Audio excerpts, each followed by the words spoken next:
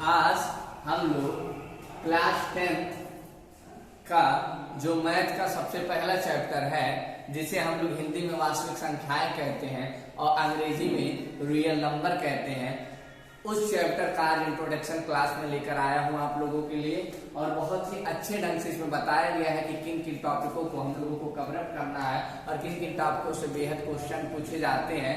और इन सारे टॉपिकों को मैं आप लोगों के लिए आसान हो जाए इसलिए मैंने यहाँ पे लिख लिया है। और अगर आप लोग इसको नोट करते रहेंगे, जो टॉपिक मैं बताता जा रहा हूँ उसको आप नोट करते रहेंगे, तो आप लोगों के लिए काफी अच्छा नोट्स भी बन जाएगा। ठीक है ना। तो सबसे पहले इंट्रोडक्शन की क्लास में हम लोगों को किन किन टॉपिकों को पढ़ना है तो देख लेते हैं। नंबर 1 पे आती है वास्तविक संख्याएं, क्योंकि हमारे चैप्टर के नाम ही वास्तविक संख्या है, तो चैप्टर का नाम ही वास्तविक संख्या है, तो इसको जानना बेहद ज्यादा जरूरी हो जाता है।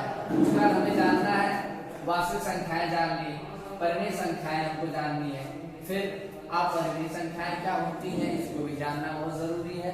यूक्लिड विभाजन प्रमेय का, यूक्लिड विभाजन प्रमेय का, ठीक है। ये भी बहुत बच्चों को कंफ्यूजन और बहुत बच्चों को मतलब बहुत कठिन टॉपिक लगता है, लेकिन ऐसा कुछ है नहीं, बहुत ही इजी वे में मैं आप लोगों को बताने वाला हूँ जो कि सब अच्छे से समझ में आ जाएगा। तो ये क्या आता है यूक्लिड विभाजन प्रमेय का, इस टॉपिक को भी हम लोगों को पढ़ना है। और हमारे 5वें नंबर पे आता है अंकगणित आधारभूत प्रमेय, अंकगणित आधारभूत प्रमेय, इसको हम लोगों का 5वां टॉपिक है, इसको भी हम लोग कवर करेंगे। ठीक है, अंकगणित आधारभूत प्रमेय। और छठा टॉपिक जो हम लोगों का आता है संख्याओं तथा उनके महत्तम समापवर्तक तथा लघुत्तम समापवर्तक के संबंध। देखिए, मैं जहाँ तक जानता हूँ आप लोगों को महत्तम समापवर्तक और लघुत्तम समापवर्तक अच्छी तरह से लगाने आता होगा। ठीक है, तो इसमें होता यही है कि कुछ संख्याएं होती हैं, उनका लघुत्तम समापवर्तक और महत्तम समापवर्तक निकालते हैं और उनके बीच में क्या संबंध होता है, इसको इस टॉपिक के अंतर्गत हम लोग पढ़ते हैं। फिर अगला हमारा जो टॉपिक है वो है परिमेय संख्याओं का दशमलव प्रसार। जो भी हमारी परिमेय संख्याएं होती हैं, अगर आप लोगों को नहीं पता कि परिमेय संख्याएं क्या होती हैं, तो यहाँ पे हमारा दूसरा टॉपिक ही है परिमेय संख्याएं क्या होती है, इसको मैं अच्छे तरीके से बताने वाला हूँ।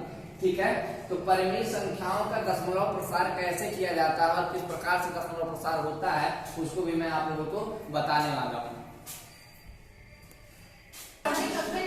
तो हम लोगों का टॉपिक था वो थी वास्तविक संख्याएं।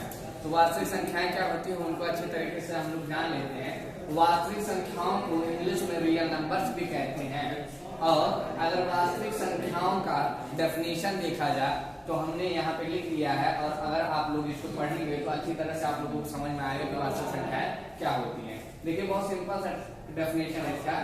परिमेय और अपरिमेय संख्याओं के संग्रह को ही हम क्या कहते हैं, वास्तविक संख्याएं कहते हैं। यानी कि कोई भी परिमेय संख्या है और कोई भी अपरिमेय संख्या है, दोनों को जब साथ में रखते हैं तो ही हमारी क्या होती है, रियल नंबर या वास्तविक संख्याएं बनती हैं।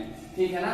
तो यहाँ पे मैंने बता भी दिया है कि रियल नंबर, जैसे कि यहाँ पे वास्तविक संख्याएं हैं, इसके 2 पार्ट होंगे, क्योंकि ये 2 प्रकार की संख्याओं से मिलकर रियल नंबर बना होता है। तो पहले परिमेय संख्याएं होती हैं जिसे हम इंग्लिश में रैशनल नंबर कहते हैं, और दूसरा प्रकार होता है अपरिमेय संख्याएं जिसे हम इरेशनल नंबर कहते हैं। अब आप लोगों का सवाल ये होगा कि परिमेय संख्याएं क्या होती हैं, अपरिमेय संख्याएं क्या होती हैं। तो बहुत ज्यादा आसान है।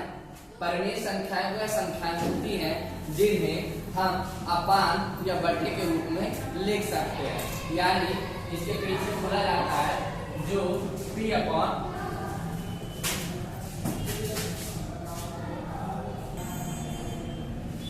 तो जैसा कि हम लोग परिमेय संख्याओं की बात कर रहे थे, परिमेय संख्याएं वही संख्याएं होती हैं जो बट्टे के रूप में लिखी जा सके। जैसे 7/6। अब आप कहोगे कि -5 क्या लिखा जा सकता है बट्टे के रूप में, क्यों नहीं लिखा जा सकता है। हम जानते हैं कोई भी संख्या उसके नीचे 1 होता है, तो ये -5 बटे कितना हो जाएगा, 1 हो जाएगा। आखिर ये भिन्न के रूप में लिखा जा सकता, तो जो भी भिन्न के रूप में लिखा जा सकता है वही परिमेय संख्याएं होती है, जो p/q के फॉर्म में होता है। और दूसरी शर्त होती है q बराबर 0 नहीं होना चाहिए। बस ये 2 चीज हम लोगों को देखना है, हम लोगों को पढ़ने संख्या समझ में आ जाएगी, जो P अपॉन Q के रूप में हो, यानी जिसे हम भिन्न के रूप में लिख सकें, बटे के रूप में लिख सकें, वही हमारी परिमेय संख्याएं होंगी। और नीचे आप लोगों को ध्यान देना है, कभी भी जीरो नहीं आना चाहिए, यानी Q की जगह पे कभी भी जीरो नहीं आना चाहिए। उसी तरह से अगर अपरिमेय संख्याओं की अगर हम लोग बात करें तो अपरिमेय संख्याएं ऐसी संख्याओं को कहा जाता है जिन्हें हम भिन्न के रूप में नहीं लिख सकते, जैसे √2, √3, √7, ये सारी जितनी भी संख्याएं हैं ये कैसी संख्याएं हैं, अपरिमेय संख्याएं हैं जिन्हें हम भिन्न के रूप में नहीं लिख सकते। ठीक है, तो जैसा कि हमारा नेक्स्ट टॉपिक आ चुका है यूक्लिड विभाजन प्रमेय का। यूक्लिड विभाजन प्रमेय का जो है जरा सा भी कठिन नहीं है, बहुत इजी चीज है, इसे आप आसानी से समझ सकते हो। किन्हीं दो धनात्मक पूर्णांकों A और B के लिए दो पूर्ण संख्याएं Q और R इस प्रकार विद्यमान होंगी। कहने का अर्थ ये है, यूक्लिड एक मैथमेटिशियन का नाम है जिनके नाम पे इस फार्मूले के नाम को रखा गया। विभाजन का मतलब किसी चीज को विभाजित करना, जैसे भाग में हम लोग क्या करते हैं, विभाजित करते हैं। प्रमेय का मतलब ये होता है कि कोई नियम, ठीक है ना, कोई ऐसा फार्मूला जिससे हम लोग मतलब इसकी टोटल थ्योरी किस बेस पे काम करती है, वही हमारी प्रमेय का होगी, ठीक है ना। तो A = B × Q + R होता है, जहां एक खास बात और देखने लायक होता है, जैसे जीरो है तो कभी भी जो जीरो होगा B या तो उसके क्या होगा, बराबर होगा, या तो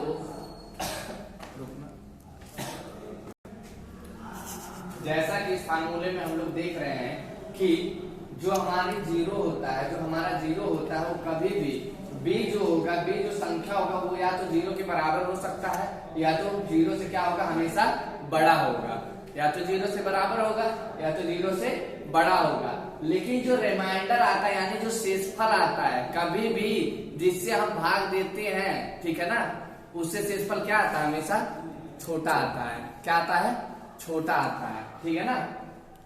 तो यहाँ पे जो A हमारा होता है वो होता है भाज, B जो हमारा होता है वो होता है भाजक, Q जो हमारा होता है भागफल, और R जो होता है हमारा क्या होता है, शेषफल होता है।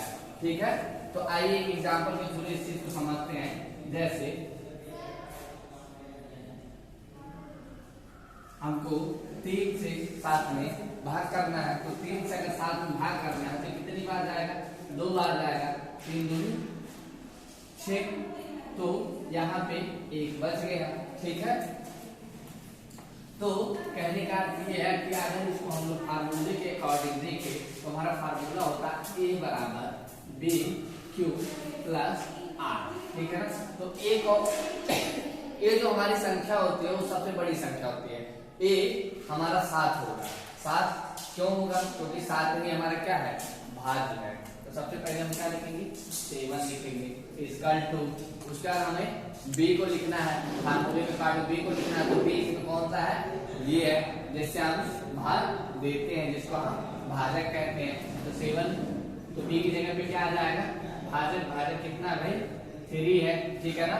Q का मतलब होता है भागफल, Q का मतलब क्या होता है, भागफल, यानी हमने इसको कितनी बार इसमें भाग देने के लिए इसको कितनी बार इसका टेबल हम लोगों ने पढ़ा, तो 2 बार हम लोगों ने टेबल पढ़ा, तो 2 बार पढ़ा, तो वही हमारा भागफल होता है।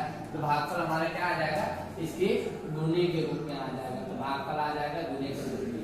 ठीक है, उसके बाद यहाँ पे हमको जोड़ लेना चाहिए किसको, जो हमारा शेषफल आता है। तो शेषफल हमारा कितना आ गया, 1 आ गया, क्योंकि 7 में से 6 को अगर घटाएंगे तो हमारा कितना आएगा, 1 आएगा। तो हमारा जो शेषफल होगा वो यहाँ R की जगह पे रखा जाएगा, क्योंकि R बराबर क्या होता है, शेषफल, इंग्लिश में उसे रिमाइंडर कहते हैं।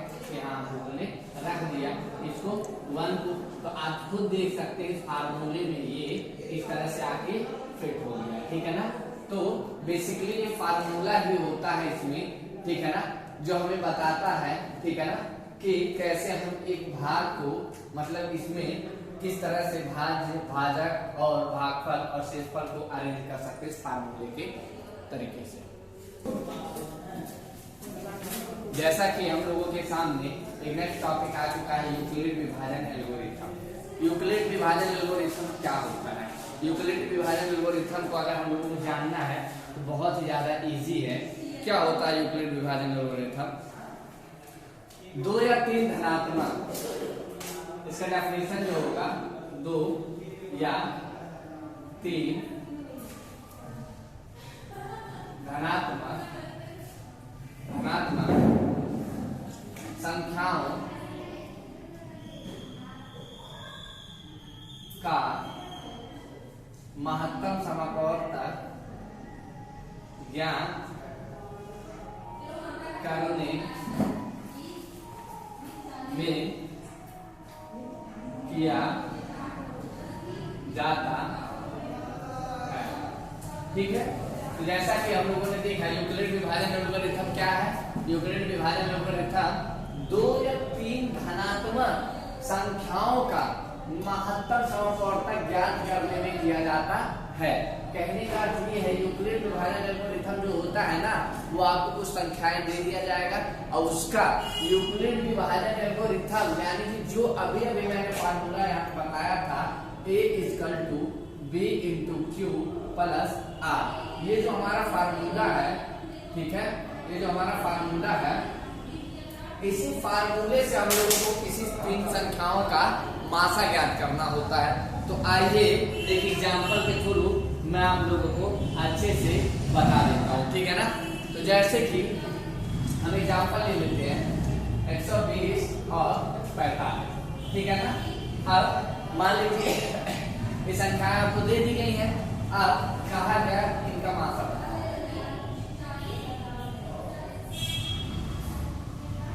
इनका महत्तम समापवर्तक ज्ञात कीजिए, महत्तम समापवर्तक ज्ञात कीजिए, ठीक है ना। तो इसका महत्तम समापवर्तक हमको ज्ञात करना है, लेकिन किस विधि से? इस विधि से, इस फार्मूले के अकॉर्डिंग करना है। यही होता है हमारे यूक्लिड विभाजन एल्गोरिथम, ठीक है ना। जो डेफिनेशन है एक बार और आप पढ़ेंगे तो अच्छी तरह से आपको डेफिनेशन क्लियर हो जाएगा, ठीक है ना। तो आइए क्वेश्चन पे चलते हैं। तो सबसे बड़ी संख्या जो हमारी होती है वो क्या होती है? ए होती है। क्या होती है? ए होती है। और सबसे जो इसमें छोटी संख्या होती है वो क्या होती है? बी होती है। तो यूक्लिड विभाजन का अगर हम लोगों को प्रयोग करना तो छोटी संख्या से बड़ी संख्या में क्या करते हैं? भाग करते हैं। बात समझ में? छोटी संख्या से बड़ी संख्या में हम लोग क्या करते हैं? भाग करते हैं, ठीक है। तो आइए हम लोग भाग को करते हैं। तो यहाँ पे हो जाएगा 45 और भागे में आ जाएगा 120। अब 2 बार ये जाएगा तो 45 × 90, तो यहाँ पे आ गया आपका 90। अभी से हम लोग माइनस कर लेंगे, तो माइनस कर लेंगे तो यहाँ पे 0 का तो 0 ही आएगा। 12 में से 9 जाएगा तो कितना आ जाएगा? आप लोगों का 3 आ जाएगा। अब देखिए, अब यहाँ पे जो शेष बच गया, जो भी शेष फल बच जाता है, इसको हम लोग भाग करते हैं इसमें। बात समझ में आ रही? शेषफल हमारा 30 बच गया, तो 30 का भाग हमें किसमें देना है? 45 में देना है, ठीक है ना। और इस रूल को हम लोग बारी बारी से फॉलो करते रहेंगे और तब तक इसको करना है जब तक आपका यहाँ पे शेषफल 0 ना हो जाए। तो आइए आगे बढ़ते हैं। फिर अब जैसा कि मैंने कहा कि 30 से भाग किसमें देना है? 45 में। 30 से भाग किसमें देना है? 45 से। लेकिन इस फार्मूले का यूज हम लोगों को कैसे करना है? भाग तो हम लोगों ने दे दिया, तो जैसे कि मैंने अभी पिछले टॉपिक में मैंने बताया है कि भाग देंगे उसमें भाजक क्या होगा, भागफल क्या होगा, तो उसको हम लोग साइड में लिख लेते हैं। तो देखिए फार्मूले पर हम लोग रखेंगे। तो ए हमारा क्या है? 120 है। क्या है? यहाँ पे मैं पूरा डिटेलिंग के साथ आपको बता दे रहा हूँ, ठीक है। प्लस आर यही है। तो ये हमारा कितना है? 120 है। बी हमारा कितना है भाई? 45 है। कितनी बार भाग गया है? 2 बार गया है, तो गुणे के रूप में 2 प्लस कितना शेषफल बच गया है? 30 बच गया है। तो ये देखिए आप, ये फार्मूले में आ गया। इसी तरह से हमको आगे सॉल्व करते जाना है। जैसे जैसे सॉल्व करेंगे इसी फॉर्म में हम लोग फार्मूले के फॉर्म में लिखते रहेंगे।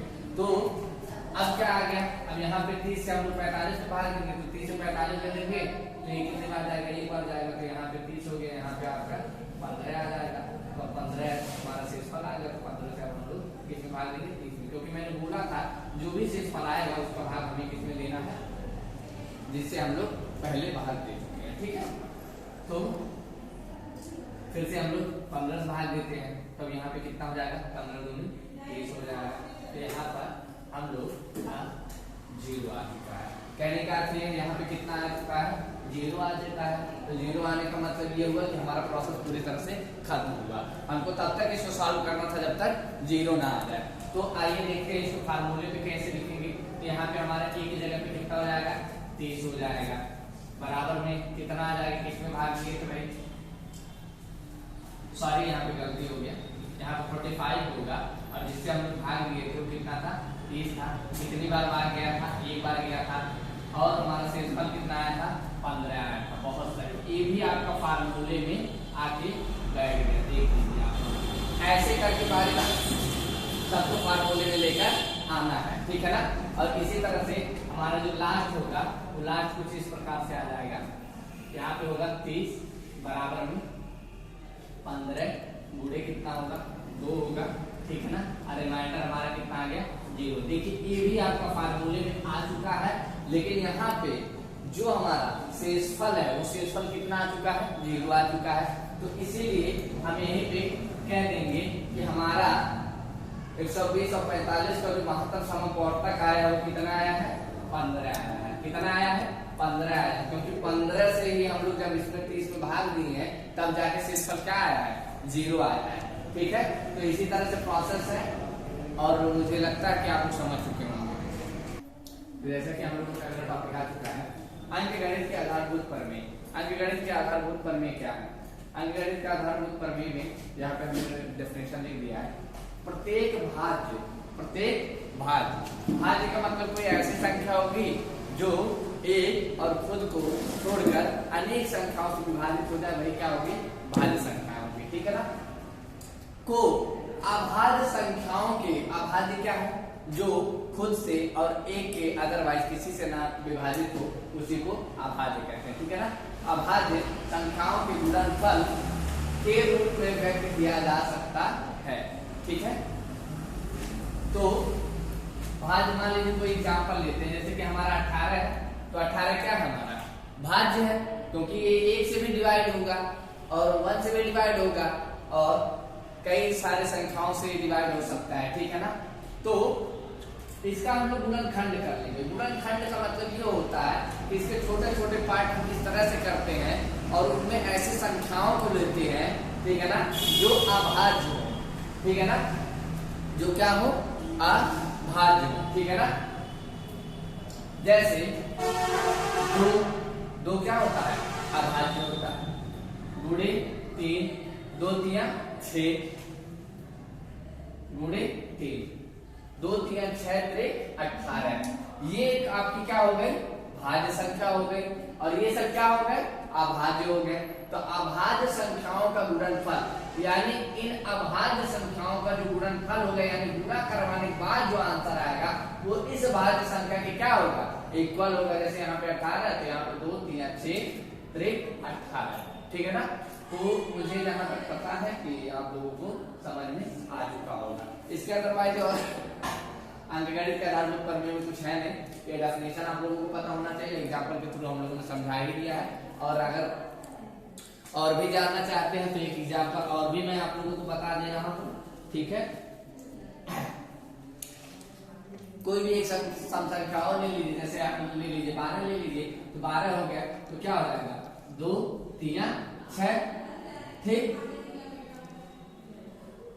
जैसे 2 दूनी 4 3 12, ठीक है ना। तो यहाँ पे क्या था, ये सम संख्या थी, ठीक, और इसके गुणनखंड के रूप में 2 आ गया, फिर 2 आ गया, फिर 3 आ गया, और ये 2 और ये 2 और ये 3, ये सारी क्या है, अभाज्य संख्याएं हैं, और ये क्या है, भाज्य संख्याएं हैं।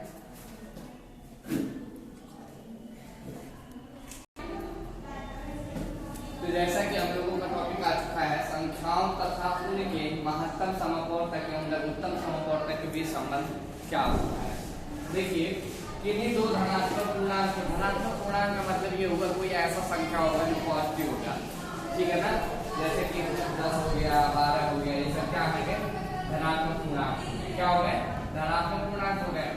ए और बी यानी कि दो तरह की संख्याएं होंगी, के लिए दोनों संख्याओं और उनके मासा तथा लासा के बीच संबंध क्या होगा, यहाँ पे फार्मूले में हम लोग अच्छी तरह से समझ सकते हैं, ठीक है ना।